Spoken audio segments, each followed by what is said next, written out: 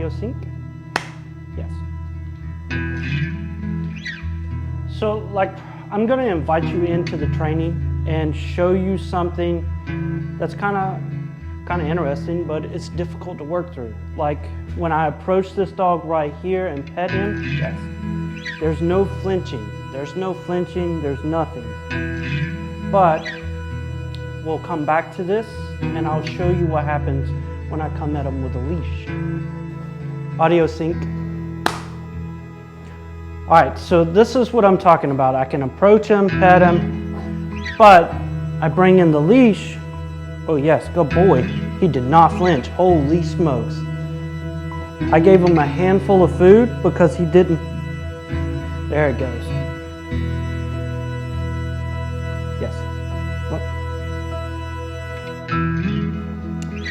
Yes.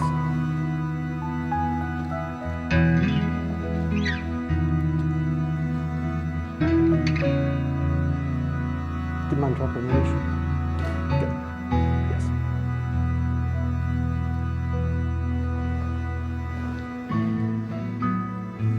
So I'm stepping on the leash and I have this leash present. I'm gonna take away the backing up, but I'm not gonna apply pressure forward with the leash because I want him to move forward and face the leash. You need to stop it. Yes. Audio sync. Woo! Yes, good boy. So I did try like taking a handful of food and going through the leash and trying to bring it on top of his head. But again, like the leash is such a negative thing for him that it's gonna take me a lot to work through. Like that's why I chose shaping, because I've gone through the process of elimination and I've ended up here shaping the behavior. And as long as it takes me, that's as long as I practice this. Good job, buddy.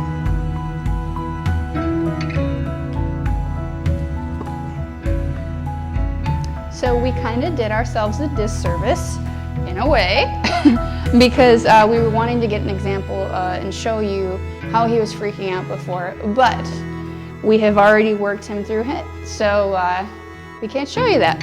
But anywho, so he would stop right here and just hunker down and would not come forward. He would start flailing and just be very uncomfortable, so we tried to wait him out.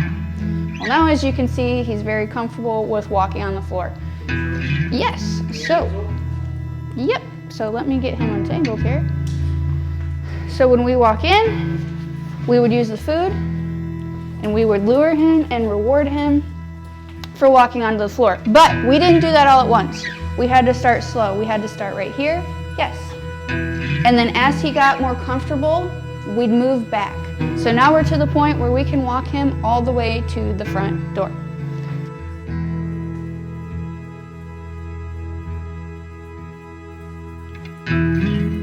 We brought all the dogs out to get a reaction from Zeus, but we practiced so much that we've lowered the stimuli that's happening right now.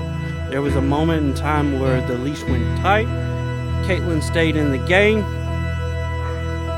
That allowed for a little negative reinforcement action. She paired it with a remote collar to get him out of there because we don't want this to be a good thing. So punishment, punishment. Punishment helps this not be a good thing. And then the positive reinforcements, it helps us reset the dog on what he's doing, what he's thinking about, because, bro, I don't like that. And if I don't like that, we need to have those conversations, because if we don't have those conversations, you just keep doing things that I don't like. When you're doing things that I don't like, then I don't like my dog. So we're about to bring in Zeus. I'm just gonna set the camera up. We're gonna let it roll. And I'm gonna bring in Zeus, and we're just gonna set the camera up and let it roll. We have Spin in with us, so I don't know how he's gonna respond to Spin being in here, since he's only seen him on the other side of the fence. But we have had Zeus in here a lot, training with other dogs. Let's see how it goes.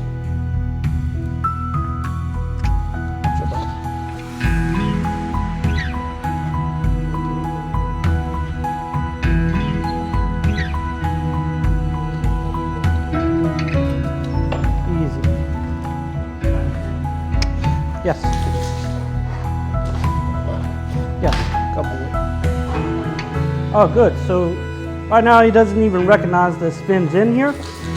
And that's good. That's good. Yes, good boy. I'm gonna jackpot him here. Because this dog, he builds up a lot when he sees Finn. Especially on the other side of the fence. Yes.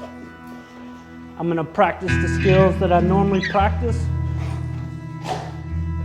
Even though I feel very uncomfortable, you know, my leash is loose. I'm focusing on my engagement skills because I want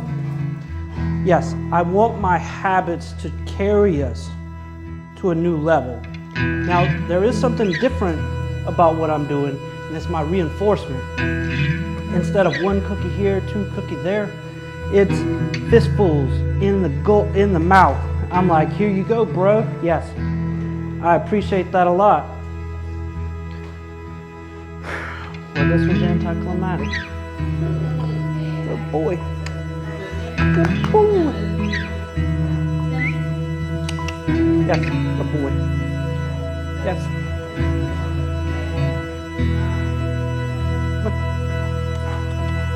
Good.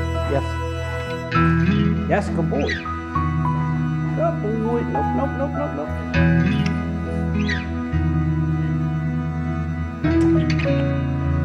Yes. So I got my leash pressure there. Yes. Nope. Yeah, good boy.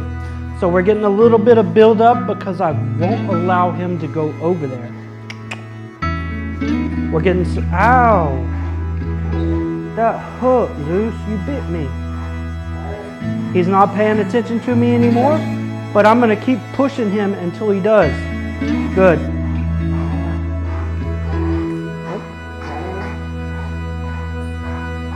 Good. I'm not gonna pay him here because that is not how I taught him to heel. That, good. So I'm gonna keep pushing him until he settles into the position and he gets quiet. Good. Good. Good. Yes. So that is what I taught him, to relax into the position. Nope. Good. Now I'm going to bring in the remote. Tracy's using the remote. Give me a little juice. Good. Yes. Good. Yes. Good. The objective here is not to crush him, but it is to show him that I am strong enough to contend with his big booty. Heel. Good. Good. Heel. Nope. Heel. Good. Good. Yes. Good boy. That's what's up, Zeus. Good boy. Yes. Damn, dude, you check out again. Sorry. I swore. Ouch. Good, good. Yes. Now, the issue with getting yourself into these situations is your mind, your emotions. Because you're going to get here, it's going to be incredibly difficult on you. These are growing moments. But if you're not ready to take them on, don't take them on. We put ourselves in places where we could have small victories, small victories, small victories, success, success, success. It challenged us, but we put ourselves in arenas we were able to conquer. Now we put ourselves in a real pickle jar, and our habits is what's going to carry us here. Because my mind, it's on autopilot. Like I'm just doing what I normally do. I practice how I normally practice, and that carries these feelings like this. Yes, these intensive emotions. It carries them through the chaos. Good boy. And that's kind of what we mean by creating a job for your dog. Let me get this off. Yeah. Ooh, good job, buddy.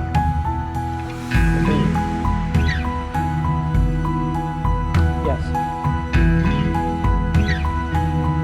Questions? Oh.